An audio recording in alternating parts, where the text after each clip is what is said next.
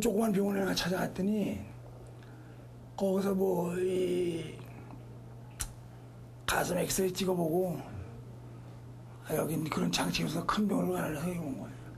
여기가 세컨카라이나라고 치면 그렇다면 구영웅 씨의 경우 앞으로 어떤 치료를 어떻게 받아야 하는 것일까? 그 바로 위에. 폐암을 치료하는 진료과 전문의가 모두 모여 회의에 들어갔다. 아주 서피스는 없어요. 첫 발언자는 구영웅 씨의 진료를 담당했던 호흡기내과 김우성 교수. 그러나 폐암의 수술 가능 여부를 판단하는 것은 흉부외과 박승일 교수다. 폐암 수술을 집도하는 그는 종양의 크기를 줄이면 폐의 일부만 절제해 수술이 가능해질 수도 있다는 판단을 내린다.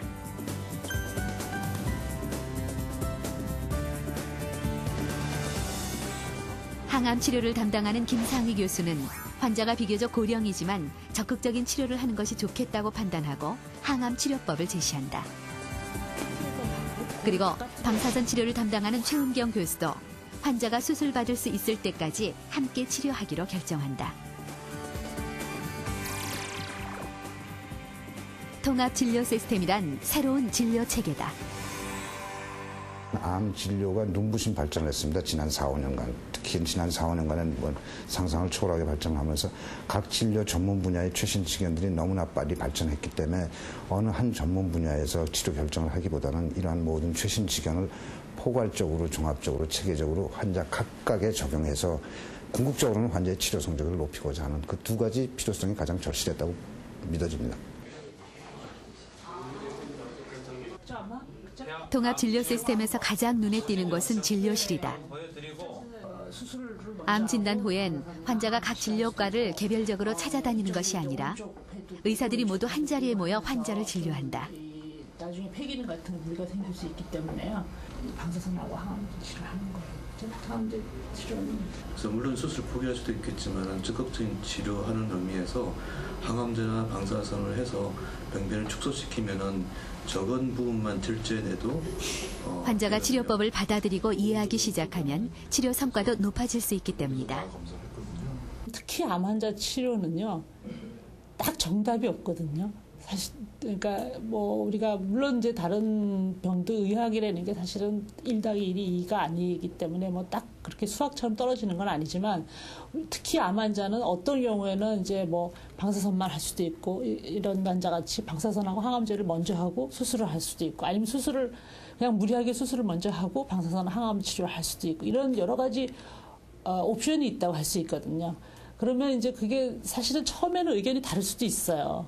근데 얘기를 자꾸 하다 보면은 이제 그래도 이 환자한테서 더 큰 수술을 먼저 해서 환자한테 부담을 주고 나중에 방사선에 항암 치료를 하는 것보다는 항암 치료나 방사선 치료를 해서 이걸 줄여놓고 수술을 하게 되면 환자한테 부담도 적어지고 훨씬 더 좋은 결과를 얻을 수 있을 것이다. 이런 합의점에 도달할 수 있는 게 어떻게 보면 이렇게 얼굴을 마주 보면서 하는 게 물론 전화를 할 수도 있지만은 얼굴을 마주 보면서 하는 게 굉장히 도움이 되죠.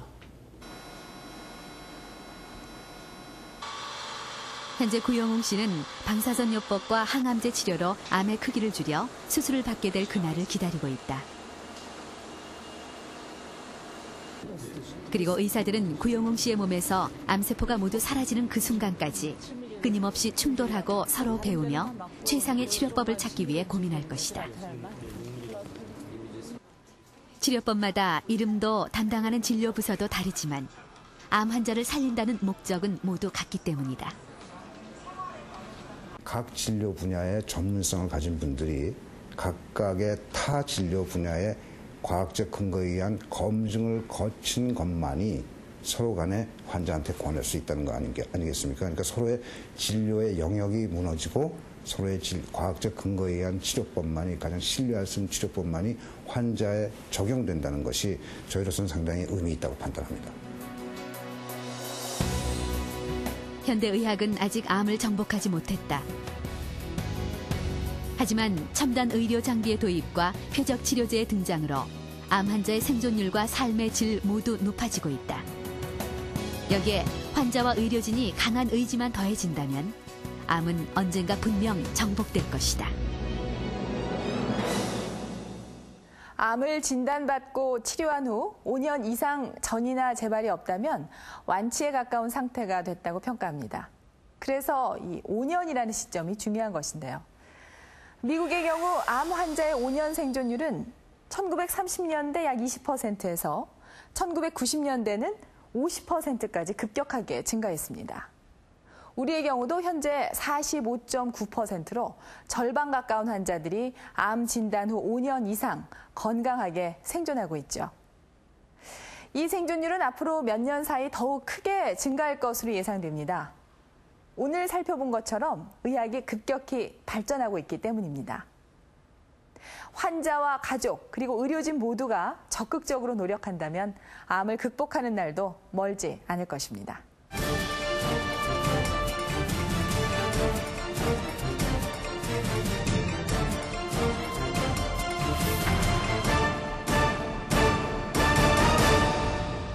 혹시 모리타니라는 나라 이름 들어보셨습니까? 아프리카 북서부에 있는 이 나라는 뚱뚱한 몸매를 가진 여성이 미인인데요. 이곳에선 우유나 오트밀 등을 강제로 먹여서 살을 찌게 한다고 합니다. 그런데 최근 모리타니에서도 비만에서 벗어나려는 여성들이 늘고 있습니다. 바로 비만에 의한 합병증이 심각하기 때문인데요. 실제 많은 모리타니 여성들은 당뇨와 고혈압 등 비만 합병증으로 고통받고 있습니다. 비만은 그 자체로도 질병이지만 또 각종 합병증을 유발하는 원인이기도 합니다. 비만한 사람은 일반인에 비해서 당뇨는 2배, 고혈압은 1.5배 이상 발병률이 증가하는데요. 최근 연세대 지선아 교수팀은 비만도가 높을수록 이 암 발병률이 평균 1.5배, 특히 신장암의 경우는 3.5배까지 높아진다는 연구 결과를 발표했습니다. 중요한 것은 이러한 비만 합병증은 대부분이 잘 치료되지 않는 만성 질병이고 생명과 직결된 아주 위험한 질환이라는 점입니다.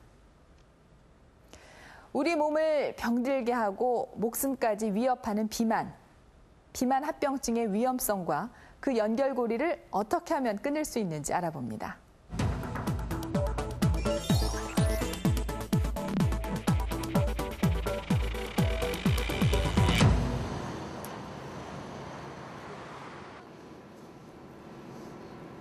정기 검진을 받는 날이면 백현용 씨는 늘 긴장한다.